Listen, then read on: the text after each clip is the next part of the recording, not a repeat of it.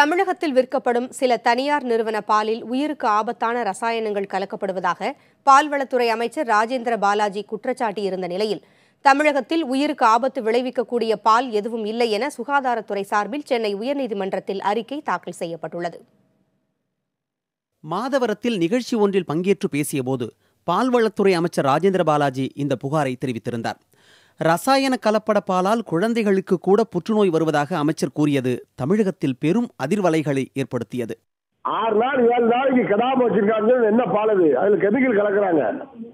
அந்த பாலை சாப்பிட்டா நிச்சயமா கேன்சர் பரவிக்கிட்டு இருக்கு. நீங்க தமிழ்நாட்டில் பார்த்து குழந்தைகளுக்கு கூட கேன்சர் வருது. எதனால தெரியுமா உங்களுக்கு? அதுல அதிப்பு முக்காவாசி காரணம் பால் தான். இப்போ இறந்து உடல் கெடாம இருக்கிறதுக்கு கெமிக்கல் உடம்புல ஏத்துறாங்க, ஊசி. அது கெடாம இருக்கு உடம்பு.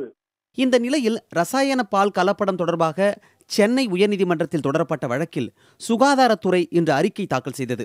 இந்த அறிக்கையில் 2011ஆம் ஆண்டு ஆகஸ்ட் மாதம் முதல் 2017ஆம் ஆண்டு மே மாதம் வரை 886 பால் மாதிரிகள் ஆய்வு செய்யப்பட்டுள்ளதாக தெரிவிக்கப்பட்டுள்ளது. இவற்றில் 699 பால் மாதிரிகள் பாதுகாப்பானவை என்றும் 187 பால் மாதிரிகள் தரம் குறைந்தவை என்றும் தெரியவந்திருப்பதாக குறிப்பிடப்பட்டுள்ளது.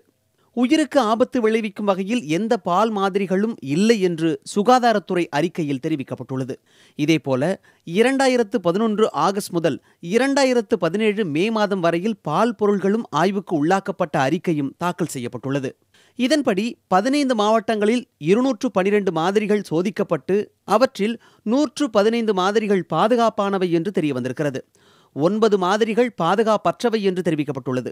75 மாதிரிகள் தரக்குறைவானவை என்றும் சுகாதாரத்துறை கூறியிருக்கிறது. பாலின் தரம் குறித்து கண்காணிக்க மாநில அளவில் தலைமைச் செயலாளர் மற்றும் மாவட்ட அளவில் ஆட்சியர் தலைமையிலும் குழு அமைக்கப்பட்டுள்ளதாகவும் உயர்நீதிமன்றத்தில் சுகாதாரத்துறை தாக்கல் செய்த அறிக்கையில் குறிப்பிடப்பட்டுள்ளது. புதிய தலைமுறைக்காக செய்தியாளர் முகேஷ்.